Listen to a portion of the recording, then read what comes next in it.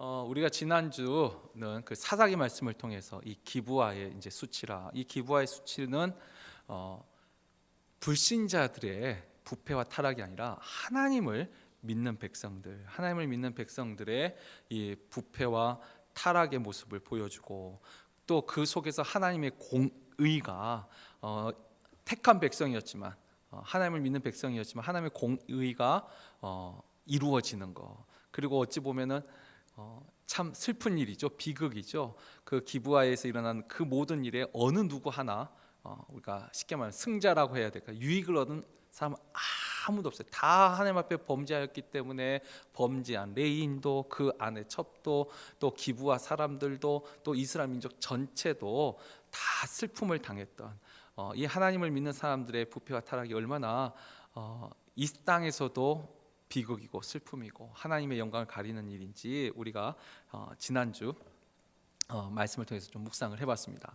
자, 오늘은 이제 지난주는 하나님을 믿는 사람들의 이제 부패와 타락이라면, 오늘은 이 마태복음에 나와 있는 이 주님의 이 비유 말씀을 통하여서 오늘 우리가 살아가는 이 세대, 그러니까 일반적인 관점으로 이 세대가 어떠한 특징을 가지고 있는가, 그리고 그 가운데 주님께서 이 비유의 말씀을 통해서 우리에게 하고자 하시는 말씀이 무엇인가, 오늘 이 말씀을 통해서 잠깐 오늘날 우리가 살아가는 이 세대의 특징을 한번 돌이켜보고 그 속에서 주님이 주시는 교훈을 얻고자 합니다.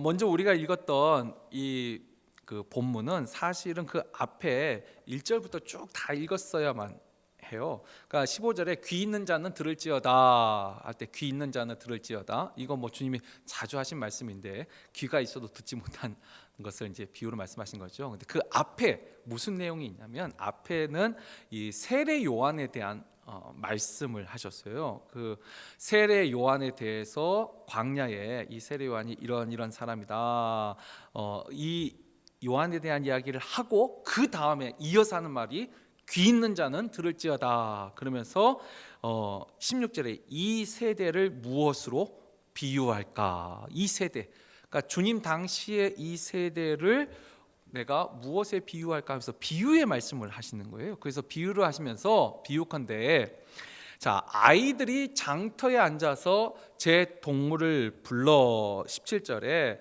자, 우리가 너희를 향하여 피리를 불어도 너희가 춤추지 않고, 또 우리가 슬피 울어도 너희가 가슴을 치지 아니하였다 함과 같도다. 자, 이게 무슨 비유냐면, 이게 아이들이 노는 거죠. 그러니까 우리 식으로 하면 소꿉놀이, 소꿉놀이 같은 건데, 아이들이 그러니까 결혼식 놀이를 하는 거예요. 그러니까 처음에는 그러니까 피리를 분다. 이 피리를 분다는 것이 뭐냐면, 이제 어른들 그 결혼식 이제 흉내를 내면서 이제 노는 거.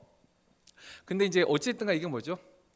일단 기쁘고 즐거움의 놀이를 하는 거예요. 기쁘고 즐거운 상황을 아이들이 지금 하면서 노는 거예요. 애들하고 같이. 그러니까 친구들을 불러서 야, 우리 결혼식 놀이 하자 하면서 이제 피리를 불면서 막 노는데, 자, 온 친구들이 어떻게 했어요? 춤을 추지 않았다는 거예요. 그러니까 놀이를 하면 기쁘고 즐거울 때 피리를 불면 결혼식처럼 이제 춤을 추고 이게 같이 놀아야 되는데, 친구들이 안 놀아, 그렇게 안 해주는 거죠. 자, 그리고 좀 반대로, 자, 그럼 우리가 장례식 놀이를 하자. 이제 이건 뭐 이제 슬플 때, 슬픔의 이제 놀이를 하는 거죠. 할 때, 장례식 놀이를 할 때 우리가 슬피 울어도 너희가 가슴을 치지 아니하였다. 그러니까 이게 소꿉놀이 하는데 아이들이 장단을 못 맞춰주는 것을 지금 비유로 말씀하신 거예요. 기쁘고 즐겁게 막 놀 때는 같이 이렇게 놀아줘야 되는데 뚱하고, 그다음에 뭐 이렇게 또 슬프고 막 이렇게 할 때 이제 같이 거기에 좀 장단을 맞춰줘야 되는데 아이들이 장단을 맞춰주지 않는 거죠. 자, 지금 이것을 비유로 하시면서 실제 이제 하고 싶은 그 비유를 통해 하고 싶은 말씀은 바로 이제 18절부터죠. 이 18절에 앞에 요한에 대한 이야기를 했잖아요. 그러면서 자, 요한이 와서 먹지도 않고 마시지도 아니하며 그들이 말하기를 귀신이 들렸다 하더니, 그러니까 이 세례 요한이 와서 먹지도 않고 마시지도 않고 했다는 거죠. 그 실제로 세례 요한이 어떻게 했는가, 우리 마가복음 1장 4절에서 6절 말씀 한번 교독해 보죠. 제가 먼저 읽겠습니다. 세례 요한이 광야에 이르러 죄 사함을 받게 하는 회개의 세례를 전파하니.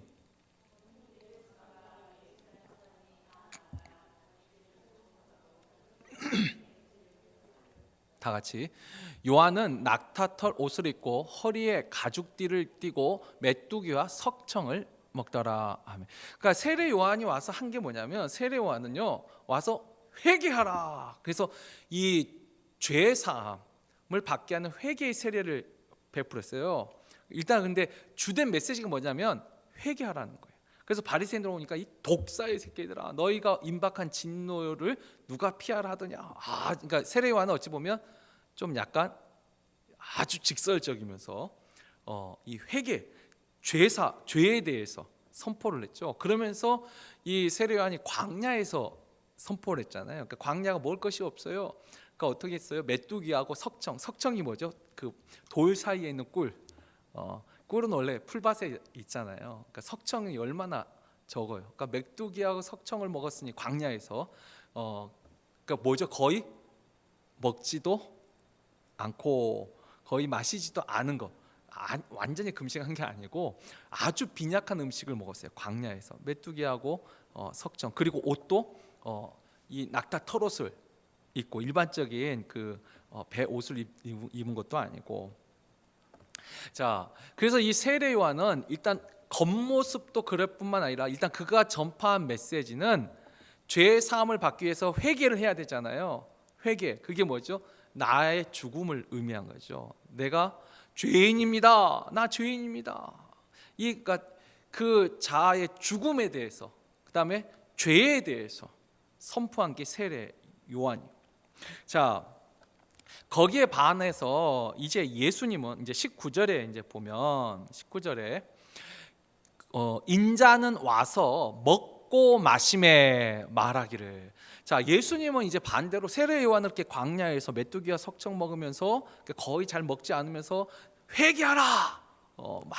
이 죄에 대해서 선포를 했고, 예수님은 오셔서 이제 먹고 마셨어요. 그래서 예수님은 그랬죠. 아직 신랑이 잔치 가운데 있는데 금식할 필요가 없다고. 먹고 마셔야 돼.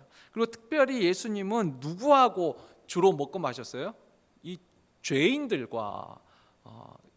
그래서 오늘 이 19절에도 보면은 먹기를 탐하고 포도주를 즐기는 사람이요 세리와 죄인의 친구로다. 먹기를 탐해요. 그러니까 예수님은요 진짜 잘 드신 것 같아요. 저는 먹는 것만 치면 예수님과예요. 저는 세례 요한과는 아니에요. 요한은 잘 안 먹었지만 예수님은 정말 잘 드셨어요.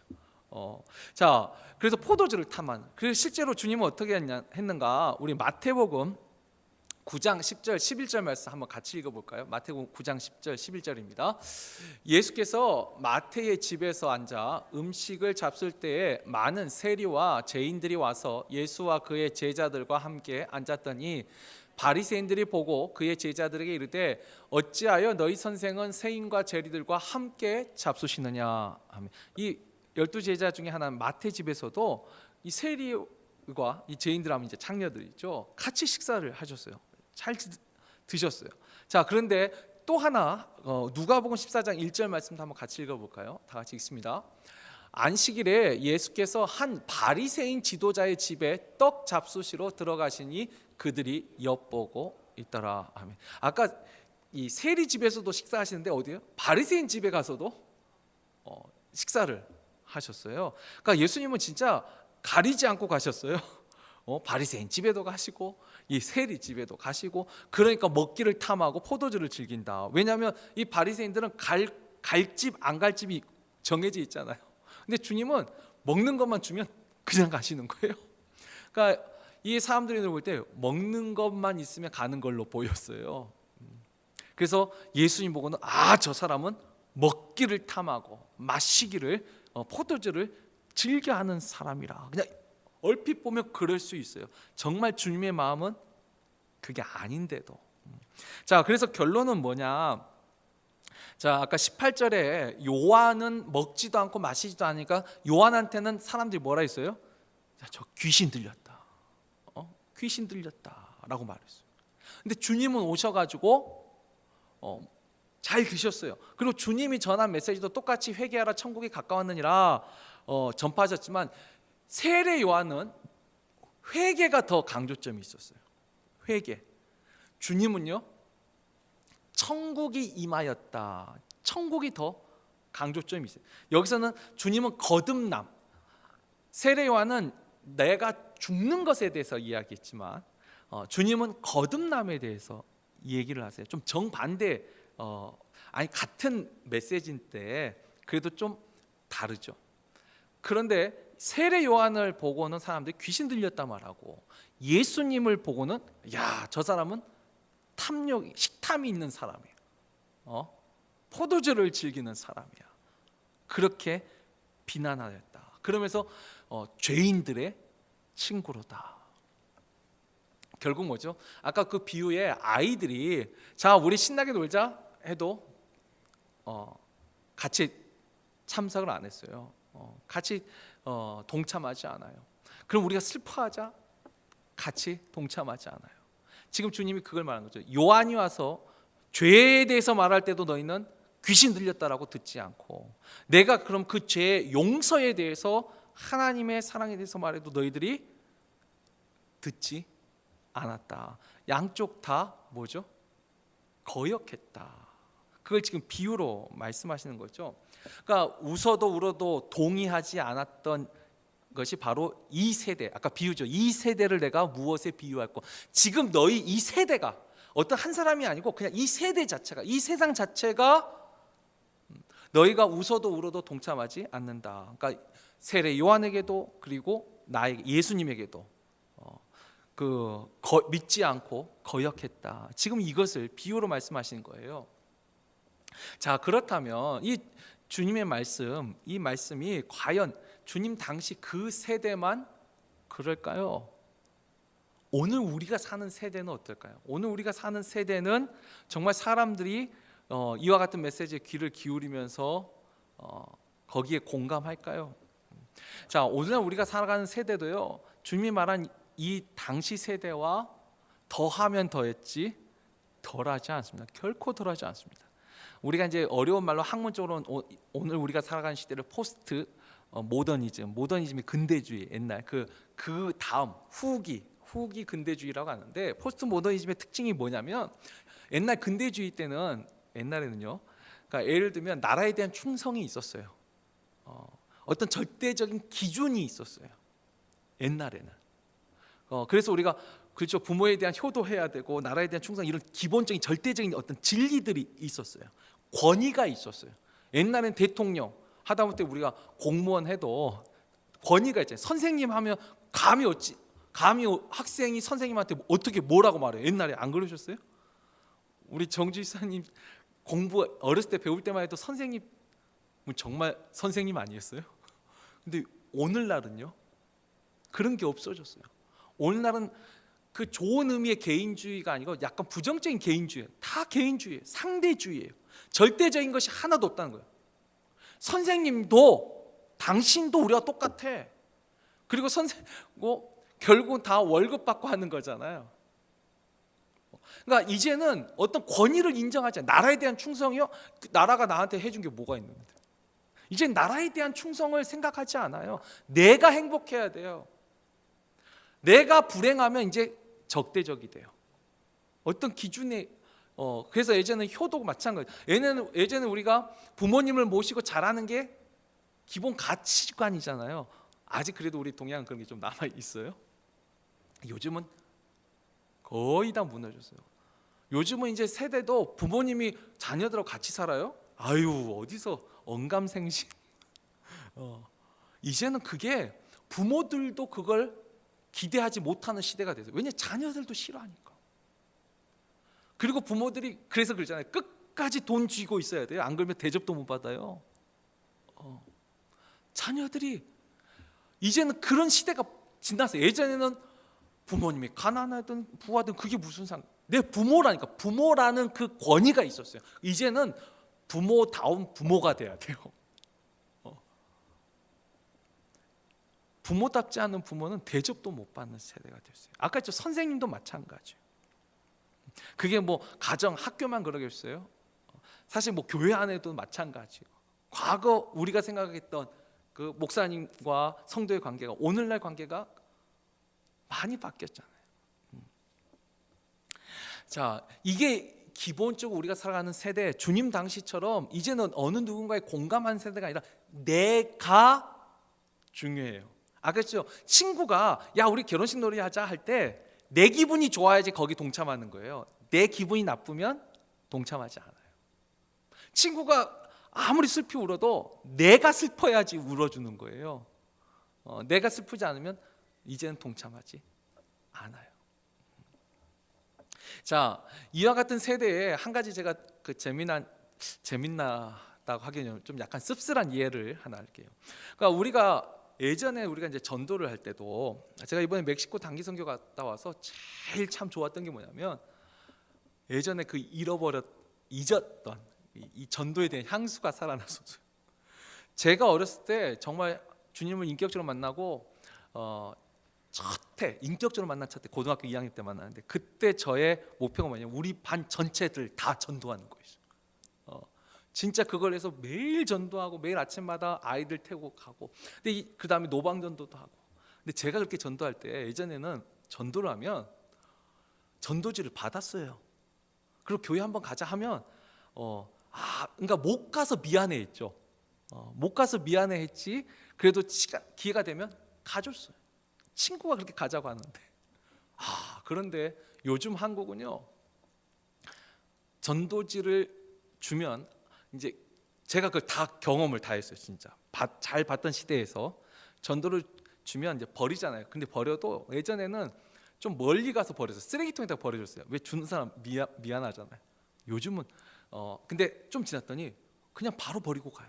그러니까 전도 끝나고 나면 그 전도지를 줍는 일을 꼭 했어요. 청소를. 왜냐하면 그 전도지 땅바닥에 밟히는 것도 마음 안 좋고, 또 전도하고 났는데 쓰레기만 늘어났다고 욕먹는 것도 싫고.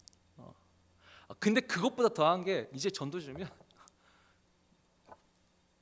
눈앞에서 찢어버리는 사람도 있어요. 한국이 그렇게 됐어요. 근데 멕시코 이번 단기 선교 우리가 갔다 왔지만 거기는 아직도 그래도 받아주잖아요. 이 순수함이 있더라고요. 그런데 이 2013년이에요. 지금 벌써 6년 전이잖아요. 이 서울대에 제 뭐 모교이긴 하지만 별로 그렇게 썩 좋아 보이지 않는데, 이게 일간지 기사에도 났어요.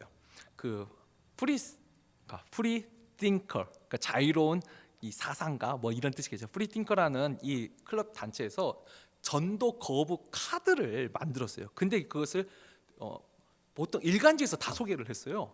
제가 그 내용을 2013년도는 이미 제가 여기 미국에 와 있어가지고 저는 받지를 못해봤어요. 만약 저도 그 전도하고 다녔으면 아마 그 카드를 한번 받았을 것 같은데, 일단 내용이 뭐냐면 이 앞면에 이렇게 써 있어요.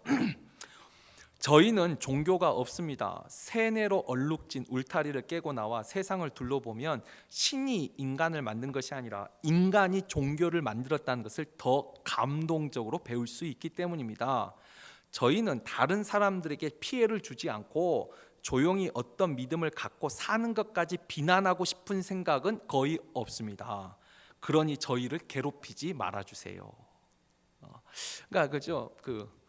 사람이 종교를 만들었다는 것을 우리는 깨달았다. 근데 당신들이 믿음을 가진 것까지 우리가 뭐라 하지 않을 테니까 우리한테도 뭐라 하지 마라. 아주 어찌 보면 참 점잖게 하는 말이죠. 근데 뒷면에 또 어떻게 써졌냐면, 당신은 아마 한 권의 책을 읽고 맹목적으로 믿겠지만 저희는 더 많은 책들을 읽고 합리적으로 생각합니다.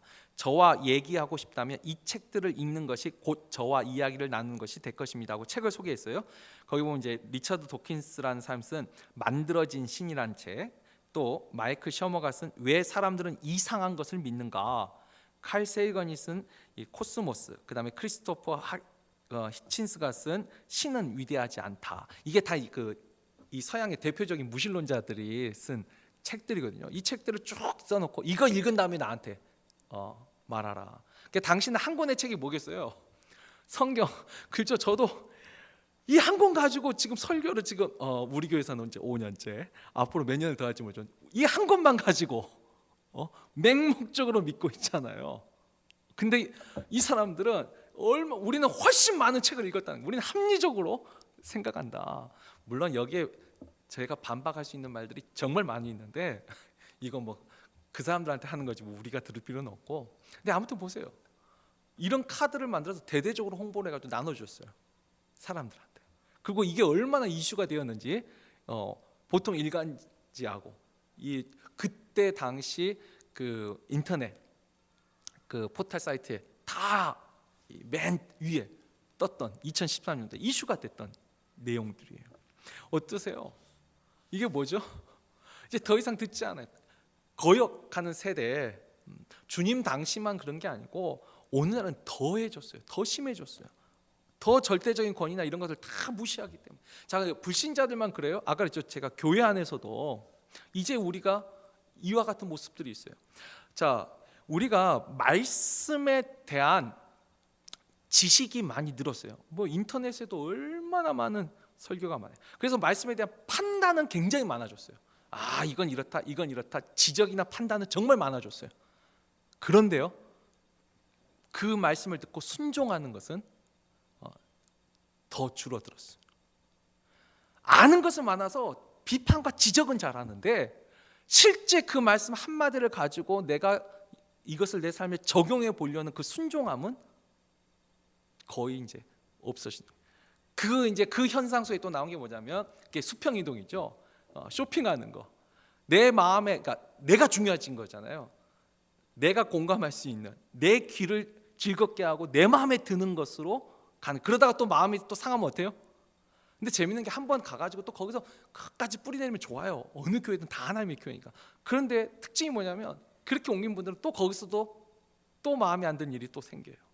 이 지상에 있는 교회 중에 완전하고 온전한 교회가 있겠어요? 그러니까 하나님 앞에 집중이 아니고 나에게 집중이 되니까 또 옮겨드는 교회 수평이동, 또 교회 쇼핑, 그 다음에 인터넷 설교, 그 설교를 듣고 지식은 많아졌는데 순종함은 없는, 살아있는 신앙은 없어진, 죽어가는, 메말라가는 신앙.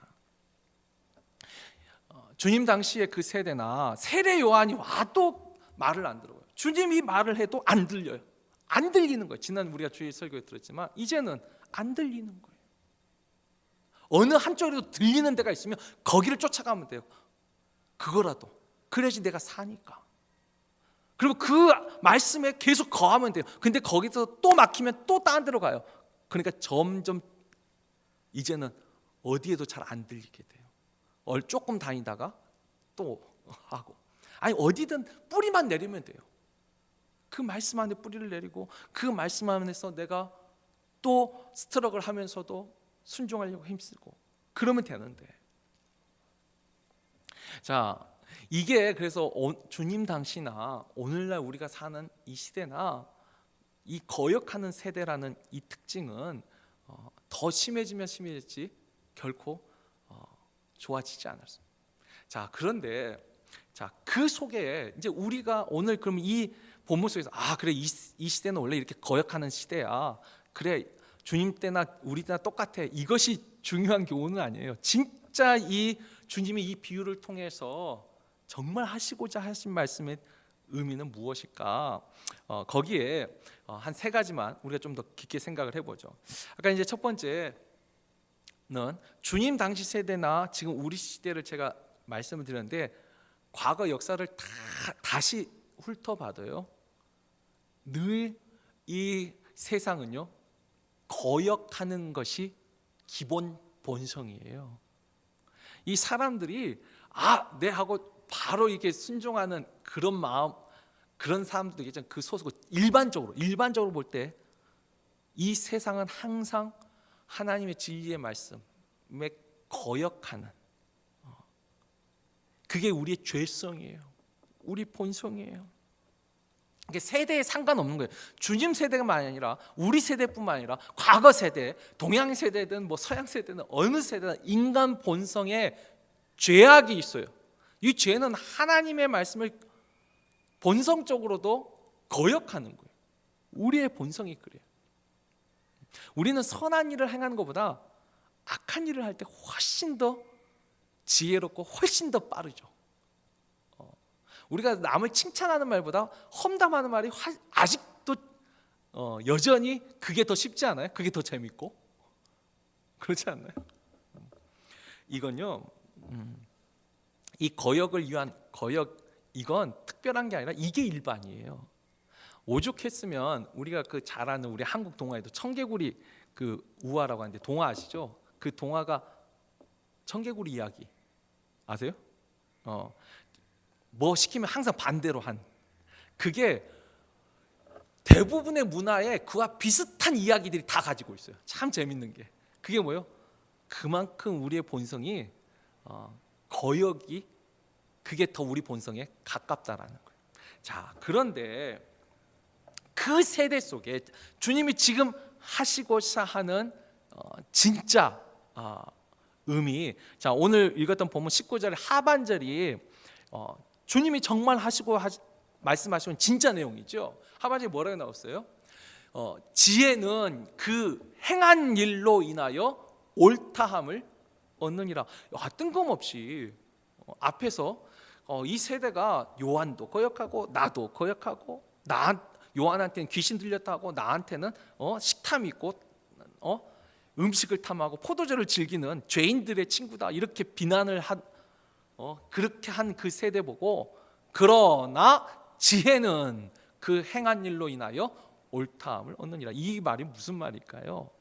이 말이, 자 그런데 그 전에 이 말을 설명하기 전에 하나 더 우리가 기억해야 할 말씀이 있는데, 우리 에베소서 2장 8절 말씀 한번 읽어보죠. 에베소서 2장 8절 말씀입니다. 읽습니다. 너희는 그 은혜에 의하여 믿음으로 말미암아 구원을 받았으니 이것은 너희에게서 난 것이 아니요 하나님의 선물이라. 이 사도 바울이 에베소서를 통해서 뭐라 말하죠? 너희는 그 은혜에 의하여 믿음으로 말미암아 구원을 받았다. 은혜로 인하여. 근데 그것이, 그 믿음이 뭐예요? 내가 믿고자 해서 믿은 게 아니고 하나님이 선물로 주셨어요. 그러니까 이게 뭐죠? 아까 세례 요한의 말도 너희들은 거역했어요. 그리고 주님 나의 말도 너희들은 거역했어요. 이 세대가 다 거역했어요. 그러나 그 속에서도 다 세례 요한을 거역했나요? 다 예수님을 거역했나요? 아니요. 그 속에서 세례 요한의 말을 듣고 회개의 세례를 받은 사람들이 있었다는 거예요. 예수님을 보고 먹기를 탐하고 포도주를 즐긴다, 그렇게 비난하고 지적하고 그렇게 박해했는데도 그 세대 가운데에서도 주님을 주는 그리스도시요 살아계신 하나님의 아들이시니다라고 고백한 사람들이 있었다는 거예요. 그렇게 주님을 죽이려고 그렇게 애를 썼어도, 물론 주님이 죽지도 않으셨죠.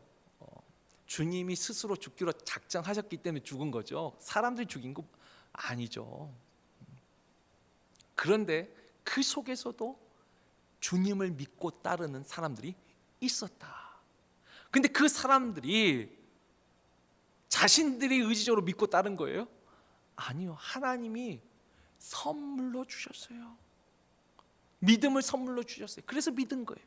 자, 그런데 이 믿음, 그 믿음도 선물로 주셨죠. 그럼 다시 오늘 아까 읽었던 19절 하반절에서 지혜는 그 행한 일로 인하여 옳다함을 얻느니라 할 때, 일단 이 지혜가 누구의 지혜일까요? 사람의 지혜가 그 행한 일로 인하여 옳다함을 얻었나요? 아니, 여기서 말하는 지혜는요 하나님의 지혜예요. 그래서 우리가 공동 번역이나 새 번역, 좀 더 쉽게 쓴 번역은 하나님의 지혜가 옳다는 것은, 그래서 하나님의 지혜라고 번역을 했어요. 이 말이 뭐냐면 하나님의 지혜는 그 행한 일, 하나님의 지혜가 행한 일이 뭐죠? 하나님의 지혜는 지금 두 가지가 있어요. 세례 요한이 전한 회개, 하나님의 지혜로 우리가 죄인이라는 것을, 죄를 깨닫게 되는 거, 그게 하나님의 지혜예요. 또 우리가 그 죄악 속에서 죽어야만 됐는데 주님을 통해서 우리가 거듭났다는 것을 또 깨닫게 되는 거죠. 하나님의 지혜는 이 요한의 회개와 예수님의 거듭남, 요한의 이 죄에 대한 말씀과 주님의 죄 사함에 대한 이 말씀이 하나님의 지혜. 근데 이 지혜가 그 행한 일로 인하여 행한 일이 뭐죠? 아까 하나님이 주신 믿음의 선물로 이 지혜를 믿은 사람들이 있어요. 다 이렇게 거역하고 미련하다 하고 있지만 그 속에서도 받아들인 사람들이 있다는 거예요. 그러니까 이 세대가 다 예수님이 말할 때 전부 다 거역해요. 그러면 진짜 예수님이 잘못된 거지. 아니면 그렇잖아요. 받아들인 사람 아무도 없다면. 그런데 다 거역하는 그 속에서도 받아들이는 사람들이 있었다는 거예요. 그러니까 하나님의 그 지혜가 그 나타난 결과로 인하여서 이 하나님의 지혜가 옳다. 그러나 그 믿는 사람들은 실제로 또 구원을 얻었잖아요. 자 보세요. 사람들이 그러니까 뭐 쉬운 예로 들면 이런 거죠. 예수님이 병자를 고친다고 할 때 어떻게 사람의 말로 병을 고쳐요? 안 그래요? 어리석고 미련하잖아요. 다 거역해요. 그 돌팔이라고. 그러나 그 중에 내가 저 분의 옷자락만 만져도 내 병이 낫겠다라고 믿은 12의 혈루병 걸린 여자처럼 주님의 옷자락만 만진 사람도, 또 내가 그분 앞에만 가면, 그분이 말씀만 하시면 내가 낫겠다라고 믿은 사람들이 있었어요. 그리고 그 믿었던 그 사람들은 어떻게 됐어요? 실제로 믿음대로 이루어졌다라는 거예요. 우리가 말씀을 들을 때 나 은혜 받지 못했어. 그렇죠, 은혜 못 받은 거예요. 근데 그 가운데도 은혜 받는 사람들이 있어요. 그리고 은혜 받은 그 사람들이 그 말씀을 믿었어요. 그 믿음으로 인해서 내 삶 속에 일어난 변화들이 있어요. 지금 그 이야기를 하는 거예요. 그래서 이 공동 번역이 이 19절 하반절을 좀 더 쉽게 번역이 이렇게 번역을 했어요. 하나님의 이 지혜가 옳다는 것은 이미 나타난 결과로 알 수 있습니다. 그러니까 이 세례 요한이 전한 그 메시지나 주님이 전한 이 메시지나 세상은 거역을 위한 거역을 해서 다 비판하고 거역했지만 그 가운데 하나님이 선물로 준 그 믿음을 가진 사람들이 그 말씀을 받아들이고 믿음으로 실제로 나타난 그 결과가 이것이 참되었다. 하나님의 지혜는 그 나타난 결과로 인해서 옳다함을 얻었다. 결국 주님이 하신 말씀이 뭐죠? 이 세대를 무엇에 비유할까?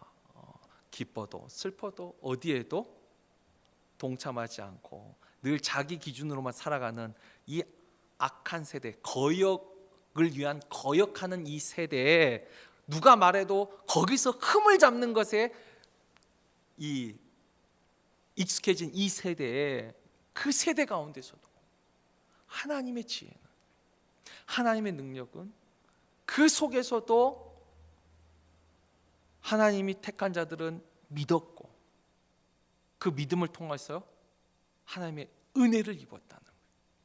그러니까 거역하는 세대 속에서도 하나님의 지혜는 여전히 활동하시고 하나님의 능력은 믿는 자들을 통하여서 나타났다라는 거예요.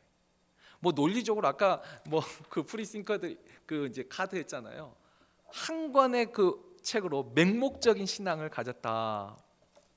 근데 그 맹목적인 신앙이 참된 진리였기 때문에 그 한 권의 책은 2000년이 지나도 여전히 사람들의 손에, 믿는 사람들의 손에 들려 있어요. 그러나 아까 무신론자들의 책은 아무리 그래도 100년 이상 간 책이 없어요. 여러분 참 재밌는 거 있어요. 과학 이론도 100년 동안 흔들리지 않고 유지된 이론이 없어요. 참 인간이 세운 100년 아니 있을 것 같죠. 참 이 100년이라는 그 시간이 그래도 아니요, 100년도 이어진 학설이 없어요. 항상 거기에 대한 반론과 가설이 계속 등장해요. 인간의 책들은. 그러나 하나님 책은 그 한 권의 책, 그래서 아니 그냥 기록된 이 실제 이 말씀의 역사가 아니라 책으로 기록된 역사만 하더라도 가장 오래된 책. 이 성경과 그냥 기록된 거, 그 기록된 문서가 남아 있는 것으로 이 그리스 로마 신화인데 일리아드 이야기가 있어요. 근데 그거 지금 다 이야기잖아요. 누가 그 책을 가지고 연구하고 그 책을 삶의 방향으로 지금 우리가 과거 읽었던 뭐 유교의 그 훌륭한 공자의 말씀, 뭐 맹자의 말씀이든 누가 그걸 지금 여전히 그 한 권의 책을 붙잡고 있습니다. 그렇지 않아요? 이 세상의 지혜가 아무리 거역한다 할지라도 그 속에서도 하나님의 지혜는 지금까지 하나님의 일은 중단된 적이 없어요. 그 어떤 시대에도 예수님이 이 땅에 오시고 지금까지 예수 믿는 사람이 존재하는 우리가 증인이잖아요. 이 세상의 모든 종교나 사설이 다 중간에 사라지고 없어지지만, 인간이 세운 것들은 다 연약해지지만 하나님의 말씀이, 아까 했죠, 인간이 종교를 만들었어요. 인간이 만든 종교는 다 사라져요. 물론 그 이제 불교나 이렇게 말 그대로 좀 그 안에 그래도 일반적인 진리를 가진 종교들은 지금까지도 유지가 돼요. 그러나 사람이 인위적으로 만든 것들은 다 사라졌어요. 하나님의 지혜는 이 거역하는 세대 속에서도 여전히 믿는 자에게는 능력이 된다. 지금 주님이 이 비유를 통해서 하시는 말씀의 핵심은 거기 있어요. 거역하는 세대 자체가 중요한 게 아니라 그렇게 거역하는 중에서도 하나님의 지혜, 하나님의 은혜, 여전히 믿는 자들을 통하여서 하나님이 살아계심을 여전히 지금도 증거하고 계시고, 그래서 우리는 증인이죠. 이 프리싱커라는 사람 책들을 많이 읽었을 줄 몰라도 저도 웬만한 책들을 여기 있는 거 다 읽어봤는데, 근데 이거죠. 참 하나님이 믿음의 눈을 주셔야 돼요. 그래야지 그 어리석은 것이 보여요. 근데 지난주에 제가 설교했듯이 분별력을 잃어버리게 되면 무엇이 정말 진리인지, 정말 무엇이 참된 것인지 그걸 분별을 못하게 돼요. 그러나 그 속에서도 다시 말하지만 하나님의 지혜와 하나님의 능력은 여전히 계속되고 있다는 거. 언제까지 계속될까요? 주님 다시 오시는 그날. 그리고 그때는 어떻게 해요? 그때는 다 알게 되겠죠. 그때는 누가 믿은 것이 진정한 것인지, 아까 프리싱커 그 말대로 하자면 그 한 권의 맹목적인 책에서 믿음을 발견한 사람들이 진짜인지, 아니면 수많은 책을 읽으면서 합리적인 생각으로 스스로 지혜롭다고 말하는 그 사람들이 지혜로운지, 그건 주님 오시는 그날 확연히 드러나게 되겠죠. 적어도 우리는 하나님의 지혜로, 은혜로 주신 믿음을 선물로 받은 사람이요, 또 그 지혜가 우리 안에 이루신 것이 그 결과로 우리가 가진 이 지혜가 옳다라는 것을 우리가 증명하고 있다는 거 기억하시고, 이 거역하는 세대 중에서도 중요한 거, 거기에 대해서 낙심하고 심한 게 아니라 그 속에서도 하나님의 능력과 하나님의 지혜가 지금도 전도에 미련한 것으로 믿는 사람을 구원하시기를 기뻐하신 하나님의 능력이 오늘 우리가 사는 이 시대에도 여전히 살아 역사한다는 거, 우리가 그 믿음을 가지고 또 우리가 오늘 이 저녁에도 기도하고, 세상 사람 보면 얼마나 미련해요. 이 금요일 날 저녁에 다 지금 놀러 다니기 바쁘고, 얼마나 금요일 저녁에 위켄드 더구나 주 5일 근무하면서 이 금요일 저녁은 얼마나 지금 세상에서는 그래요. 그러나 우리는 하나님의 지혜를 믿기에 이것이 나중에 주님 다시 오실 때, 아니 주님 오실 때뿐만 아니라 이 땅에 사는 날 동안에도 저는 하나님의 약속을 믿는 사람들에게 주시는 은혜가 분명히 있다고 저는 믿습니다. 우리가 그 하나님의 지혜 신뢰하고 그 믿음으로 오늘 저녁에도 우리가 기도하고, 또 우리가 내년에 또 할 태신자 전도를 위해서 또 전도에 미련한 것을 여전히 전도지는 안 받아도 또 어떤 방식으로든 전도에 미련한 것으로 또 하나님은, 그렇죠, 우리가 지금 신앙생활하면서 전도지 지금 한 수년 동안 한 번도 안 준 사람도 아마 전 세계 그리스도인들 보면 특히 한국은 정말 많을 거예요 이제는. 그러나 그 미련한 것으로도 또 한 번 전도할 수 있는 우리가 될 수 있도록 오늘 우리가 기도했으면 좋겠습니다.